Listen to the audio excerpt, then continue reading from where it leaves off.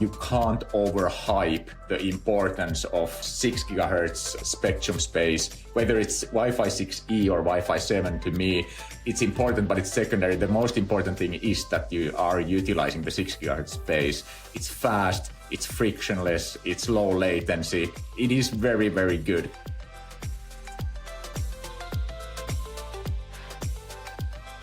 Hey, this is Martha DeGrasse here again for Wi-Fi Alliance, and this is The Signal, our podcast where we give you the inside track on Wi-Fi.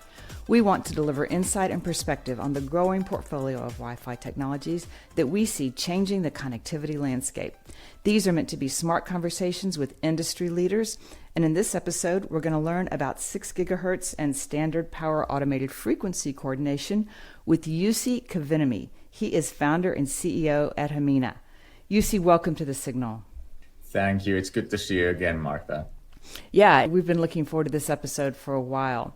First, I'd like to introduce you to the audience. You came from Juniper Mist, and then you founded Hamina. So give us a little bit of background on that journey and what led you to the work you're doing now.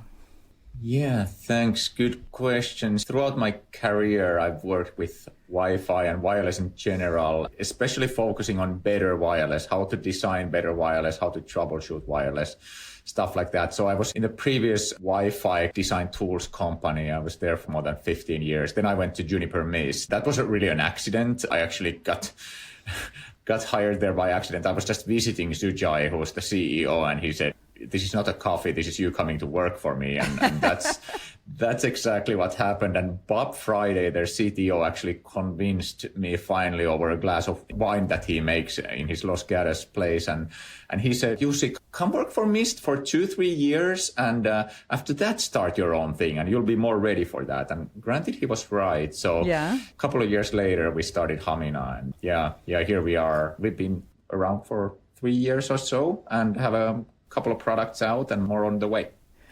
Okay, so your LinkedIn profile describes you as the Wi-Fi janitor, and I think your focus is on network design and obviously clean, streamlined Wi-Fi network. Is that correct? Tell us a little bit about your mission at Hamina.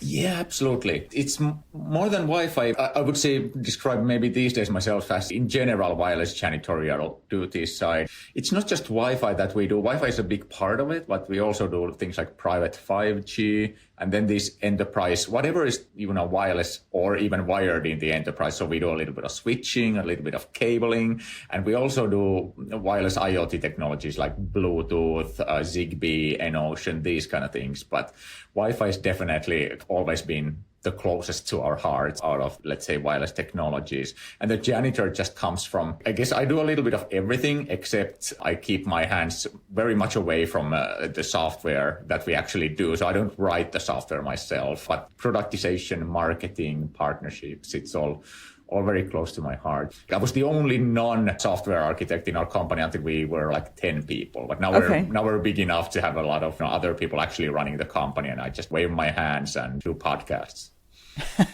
Well, you do good at podcasts. I think you may do a few other things besides podcasts, though.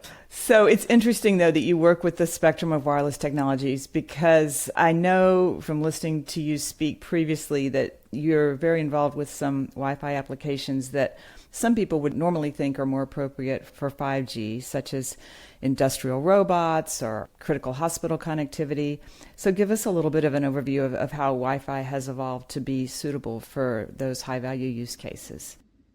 Yeah, I've always been up for the quirkiest tasks of Wi-Fi. I used to do location tracking as well in my previous life over Wi-Fi networks and things like that. But I think especially with more and more bands opening up now, granted 6 gigahertz Wi-Fi has really made critical communications even more than ever before possible for Wi-Fi. It's a ton of clean spectrum, especially in the US, hopefully that amount in Europe as well. And I mean, we all are trying to lobby for more 6 gigahertz spectrum in the EU as well and in the UK. But certainly like 6 gigahertz Wi-Fi, it's a ton of spectrum and it's a ton of clean spectrum. So Wi-Fi can do wonders. You can't overhype the importance of 6 gigahertz spectrum space, whether it's Wi-Fi 6E or Wi-Fi 7. To me, it's important, but it's secondary. The most important thing is that you are utilizing the 6 gigahertz space. It's fast, it's frictionless, it's low latency. It is very, very good. Granted,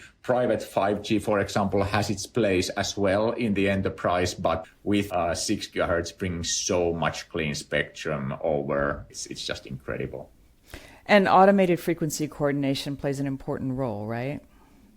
Yeah, absolutely. Absolutely. It starts outdoors. The thing that we started to hear immediately from the very much pioneers, from the largest telecom operators, the largest networking equipment vendors, was how do we design for AFC on the 6 gigahertz band when we're outdoors? So you can't just use any channels you wish. Certainly that's been the case on 5 gigahertz a little bit with DFS and things like that. But it's much more regulated with AFC 6 gigahertz outdoors combination. So it is fairly well regulated so that Wi-Fi doesn't hurt the incumbents. That's why you need a really short recap. In 6 gigahertz, if you're using 6 gigahertz Wi-Fi, outdoors, it's a little bit regulated so that the 6 gigahertz Wi-Fi equipment that you place outdoors doesn't hurt the incumbent users of the 6 gigahertz band, such as point-to-point and things like that. And that's why the devices, if you deploy a Wi-Fi access point on 6 gigahertz outdoors, it needs to communicate with a system called AFC, provided, for example, by the Wi-Fi Alliance services. The Wi-Fi access point has to ask the AFC, hey, what are my allowed transmit power limits in this exact geographical locations over the entire 6 gigahertz spectrum? And then, only then can the Wi-Fi access point on 6 gigahertz operate outdoors. Then the question was, okay, if I'm restricted by AFC, if I'm deploying the network outdoors, how do I design for it? How do I know how many channels I have available? How do I know what kind of transmit powers I have available? And people started calling us. Despite us being a young company, people started calling us because maybe we're known for like acting quickly on things and developing things quickly.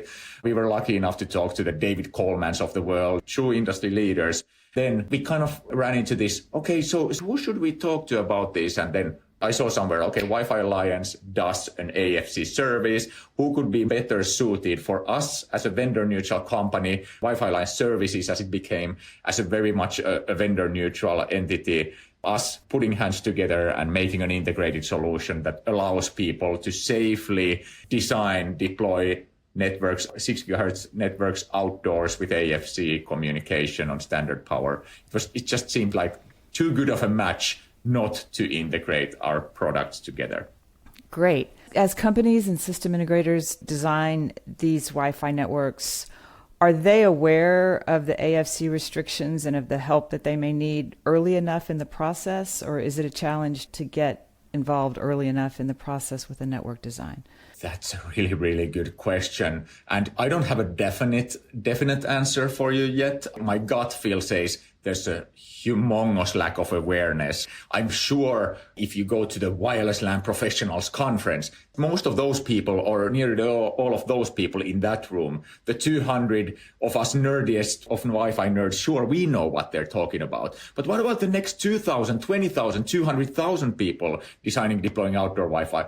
I don't think they will know. Thus, it's also up to us like Hamina and the Wi-Fi equipment vendors to make it as automated and seamless as possible with our tools. If you do outdoor Wi-Fi on 6 gigahertz in the US, you end up using our integrated solution with Wi-Fi Alliance. So it's also our responsibility to make the tools easy enough, make awareness of the AFC services and how to design and deploy them. It's an awareness challenge. But I think with what we're doing now with Wi-Fi Alliance, Hamina, everybody teaming up together, all the networking vendors, Cisco, Aruba, Juniper, everybody, it's going to pan out, I think. But I think you're hitting a nail in the head. There's a lot of awareness to build around this. Yeah, and I hear you saying that it's an awareness challenge, and then it's also a simplicity of use challenge, right? So those are related but different issues, right?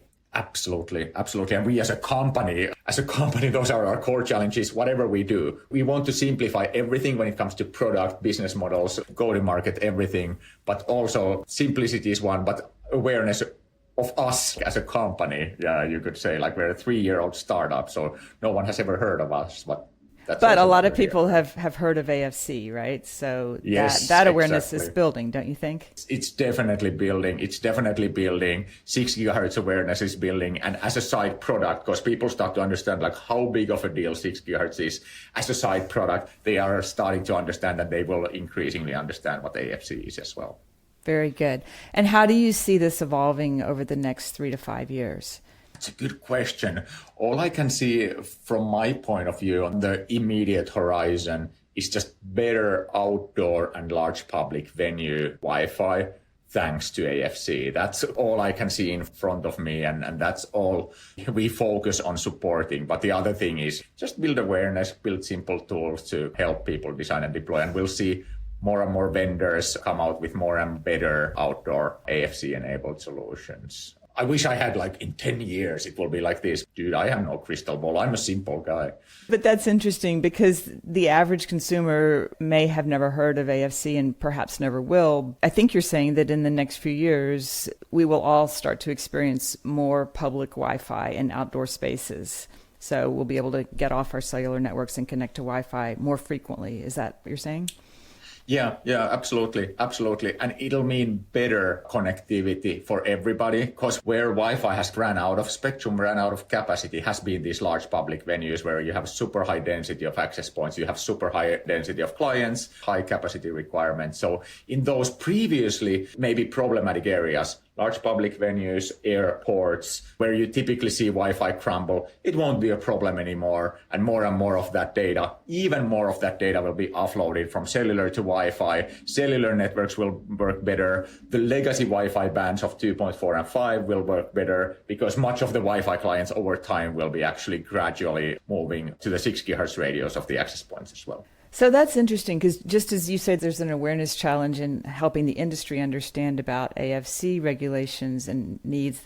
There's maybe an awareness challenge with consumers because, as you just said, in large public venues, Wi-Fi has a history of sometimes being unreliable. Sometimes people will purposefully not switch to the Wi-Fi network, but now they could and they would be fine. So I wonder how people will start to get the message that you can count on the Wi-Fi network now and go ahead, switch over, save your data.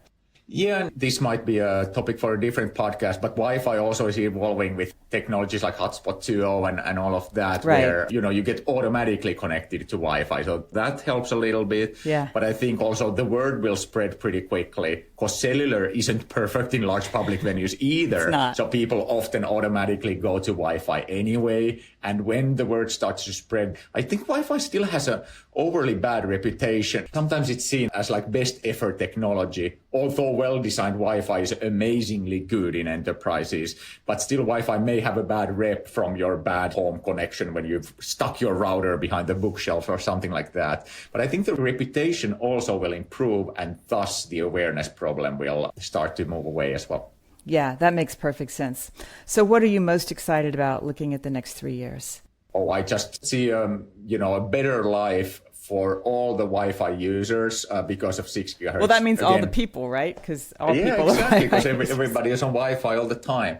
But I think gradually we'll start to enjoy better Wi-Fi. If you have your latest equipment, you'll enjoy that better Wi-Fi on 6 gigahertz. If you don't have the latest equipment, let's say latest iPhone or laptop, that's fine because your life will also be better because those with newer equipment will not be standing in your way anymore, connected to the same radio. They will be connected to the newer 6 gigahertz radios. Legacy devices will have a better day. New devices will have a better day. Everybody will have a better day. And for us at Hamina, we need to make sure the administrators of the wireless networks, those that design them, those that deploy them, those that troubleshoot them, they also need to have a very good day when using the tools, and they need to have a simple and automated day. So that's what we're working with the likes of Cisco, Aruba, Juniper, Extreme. We're integrating our solutions now with them as well to give not just a better Wi-Fi experience for the consumers of the Wi-Fi network, but also the administrators of the Wi-Fi network. Bob Friday always used to ask me, he calls me, first thing he wakes,